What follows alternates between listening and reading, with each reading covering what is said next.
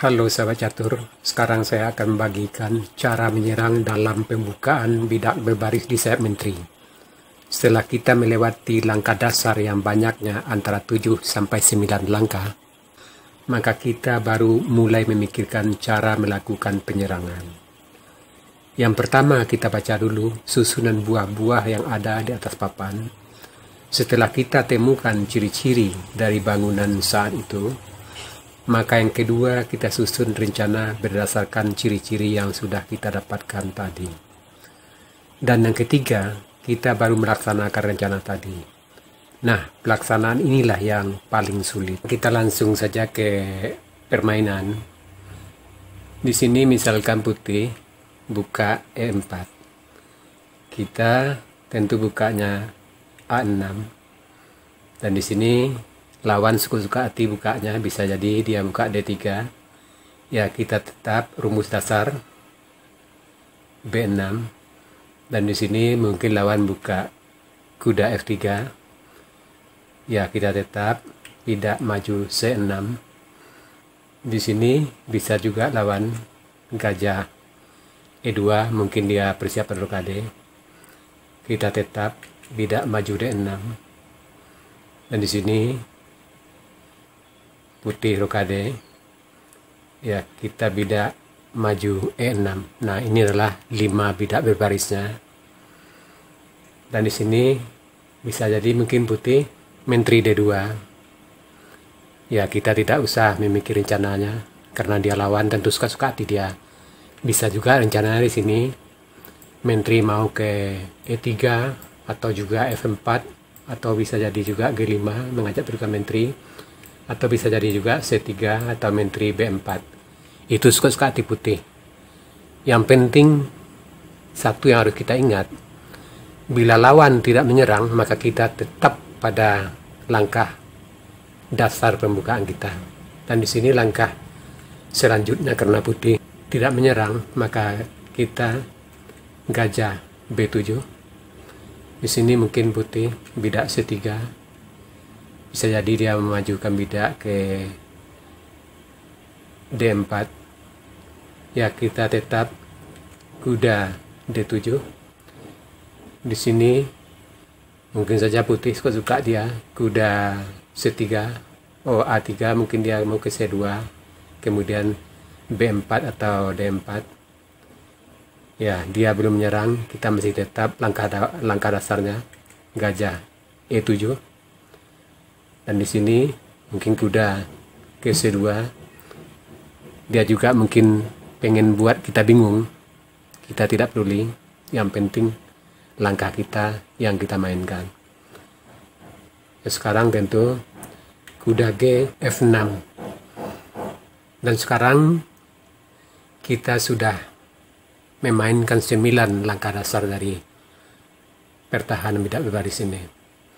Dan di sini mungkin saja menteri putih menterinya ke F4.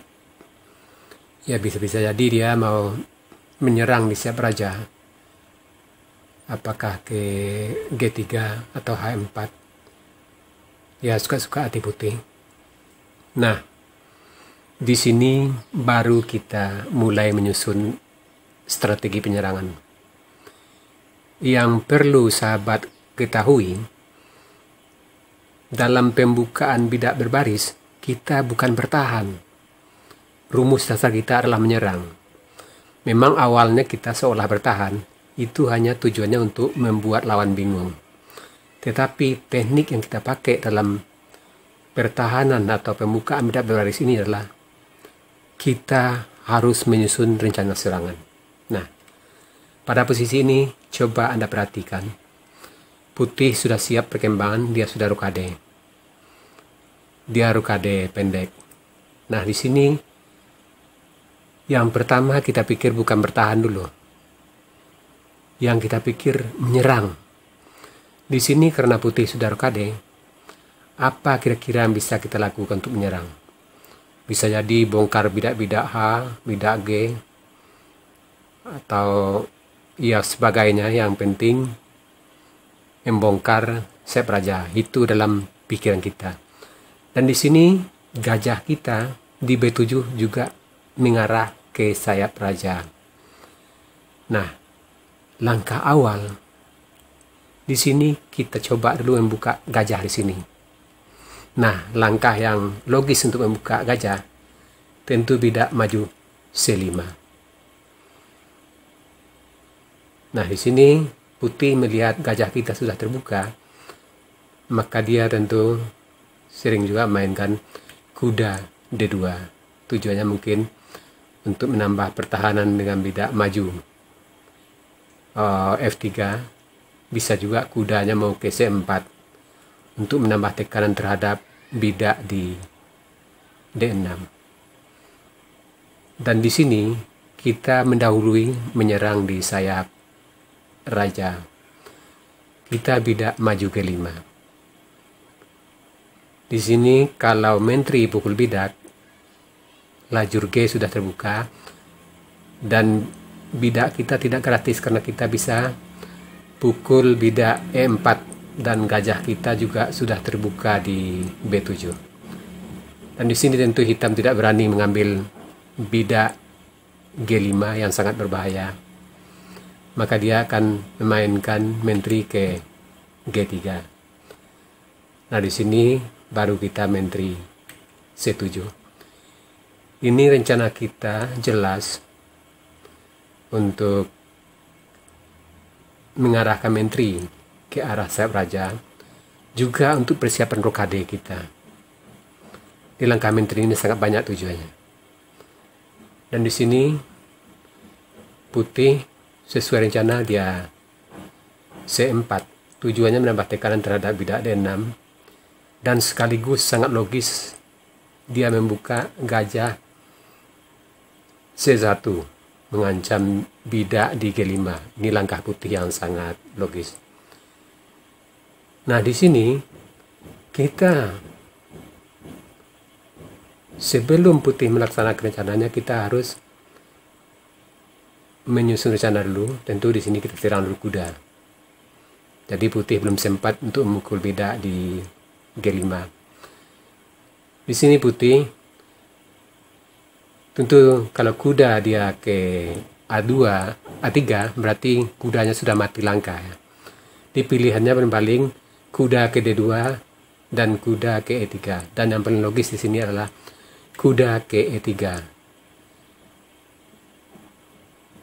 Di sini tujuannya bisa ke G4 dan bisa juga seandainya hitam maju, dia bisa menduduki peta F5. Dan kita di sini tetap melaksanakan rencana kita menyerang di sayap raja. Kita bidak H5. Ini ancam kita sangat jelas karena menterinya di depan. Bisa-bisa kita akan menangkap menteri. Dan di sini melihat langkah hitam, tentu putih akan mainkan bidak F3, mempersiapkan tempat lari menteri. Dan di sini kita tetap rencana awal bidak H4 mengancam menteri, dan menterinya tentu akan mundur ke F2 sekaligus mengancam peta di F7 karena benteng dan menteri sudah label. Ini ancam terselubung terhadap bidak F7 ya. Dan di sini kita tetap rencana menyerang. Kita maju bidak D5. Ini rencana kita menekan bidak H2 dengan menteri, dan nanti gajah kita akan ke D6 menambah tekanan terhadap bidak di H2. Dan di sini putih akan pukul, maka kita juga melaksanakan rencana kita gajah mengancam bidak H2. Di sini bila bidak putih maju F3 G3, maka sayap raja putih sudah hancur karena kita pukul bidak gajah, dan benteng kita sudah hidup di jalur H.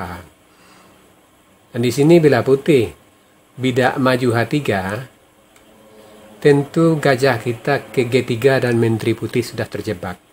Nah, di sini satu-satunya langkah terbaik untuk putih tentu kuda G4 melindungi petak H2. Dan di sini kita pukul kuda di G4 dan putih pukul kuda, maka dia sudah membuka jalur F dan mengancam bidak di F7. Dan di sini kita sebelum membantu bidak F7, tentu kita ambil langkah selipan dulu. Gajah pukul bidak skak, raja lari, dan baru di sini kita benteng H7 melindungi bidak di F7. Dan di sini sangat logis putih memukul bidak gratis di G5 dengan gajah. Di samping membuka gajah dan juga membuka benteng di baris belakang.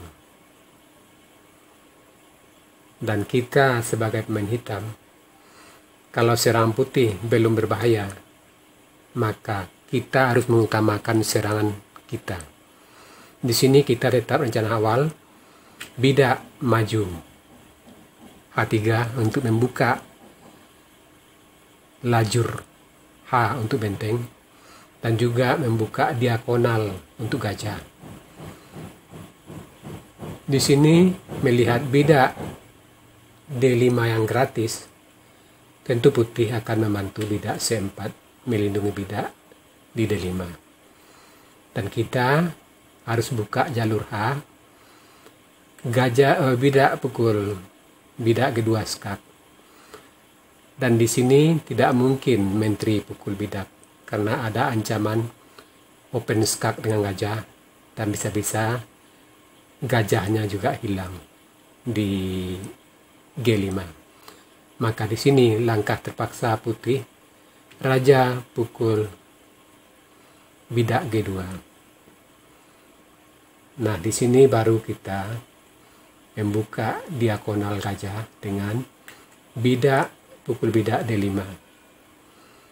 Dan di sini melihat ancaman hitam yang sangat berbahaya, jelas putih langkah terbaiknya gajah F3 untuk melindungi raja. Dan di sini baru kita bidak F6 mengusir gajah di G5. Dan tentu di sini langkah yang paling baik untuk putih, gajahnya lari ke H4 untuk menutup lajur H dan tetap mempertahankan titik F6. Nah, di sini baru kita rokade. Melihat ancaman hitam yang sangat berbahaya, tentu putih berusaha untuk menukar semua buah-buah. Sebab dalam teknik main catur, kalau kita tertekan, maka kita harus mengadakan pertukaran besar-besaran. Dan sebaliknya, kita menyerang, usahakan menghindarkan pertukaran. Nah, di sini tentu putih, gajah G3 mengajak pertukaran buah, dan kita terpaksa pukul. Di sini putih, menteri pukul gajah, mengajak pertukaran menteri supaya serang hitam jadi tumpul. Dan kita sebagai pemain hitam tidak boleh menukar menteri di sini karena ini buah penyerang. Buah penyerang tidak boleh ditukar. Sebab kalau kita tukar berarti serang kita akan tumpul. Maka di sini kita tutup dengan kuda ke E5. Nah, di sini putih tentu akan pukul bidak di B5, tujuannya untuk membuka sayap menteri atau lajur C untuk benteng, untuk menyerang raja kita. Di sini kita sebagai pemain hitam, seandainya serang lawan tidak berbahaya, kita tidak perlu khawatir. Yang penting kita harus melanjutkan serangan kita. Di sini kita tetap melanjutkan serangan. Bidak maju D4. Kita mengancam gajah. Di sini kalau dia tidak pukul, kita akan pukul gajah. maka kita akan unggul kualitas. Dan di sini putih tentu yang terbaik, gajah E4 yang dibantu oleh bidak di D3. Dan kita sebagai pemain hitam tentu memainkan benteng yang tidak bekerja. Ini benteng sudah menganggur di D8 ya. Maka double ke H atau ke G. Di sini lebih baik kita ke G dulu. Benteng G1, G8 menekan bidak di F4. Ada ancaman sterskak. Di sini tentu benteng ke F4 melindungi petak G4. Nah, di sini baru kita kuda pukul bidak D3. Ini serba susah untuk putih. Bila kuda dipukul, maka benteng akan terjebak. Gajah juga terjebak dan bidak semua terjebak. Maka di sini benteng A terpaksa ke F1. Ini yang paling logis langkah putih. Nah, di sini baru kita pukul benteng dan putih benteng pukul kuda. Dan di sini kita benteng di G8 sudah tidak ada kerja, maka kita pindahkan benteng ke H8, tetap menyerang di jalur H sekarang. Nah, di sini putih sudah kehabisan langkah ya. Karena gajah di B7 sangat berbahaya, maka ini yang terbaik dia lakukan. Dia harus pukul gajah, kita menteri pukul gajah skak. Dan di sini langkah terbaik putih, paling-paling menteri tutup ke F3 dan kita skak ke H2. Tentu raja terpaksa ke G1, kita lanjut skak. Raja terpaksa ke F2, kita skak lagi. Raja satu-satu jalan terpaksa ke G3, kita skak lagi. Dan raja terpaksa ke F2 dan kita kembali skak dengan benteng ke H2. Dan di sini tentu putih sudah kalah total karena menterinya sudah gratis. Nah, sahabat catur, itu tadi salah satu teknik menyerang dalam pertahanan bidak berbaris. Yang perlu sahabat catur ingat, bidak berbaris bukan pembukaan yang sifatnya bertahan, tetapi adalah menyerang. Jadi kalau sahabat ingin memakai pembukaan bidak berbaris, setelah selesai dari 9 langkah, maka sahabat harus menyerang. Prinsip dalam bermain catur, kita yang pertama bukan bertahan tapi menyerang. Sebab kalau kita berpikir untuk bertahan, maka selama karir catur kita tidak akan pernah menang. Karena paling tinggi kita cuma mampu remis. Jadi, pecatur yang baik itu adalah menyerang dulu, baru bertahan. Nah, sahabat catur, saya berharap semoga penjelasan ini bisa menambah wawasan Anda dalam pembukaan bidak berbaris di saat menteri. Sekarang kita masuk sesi puzzle. Tema puzzle kita kali ini pursuit atau langkah berulang. Silakan Anda cari langkah terbaik hitam di sini dan berikan jawaban Anda di kolom komentar.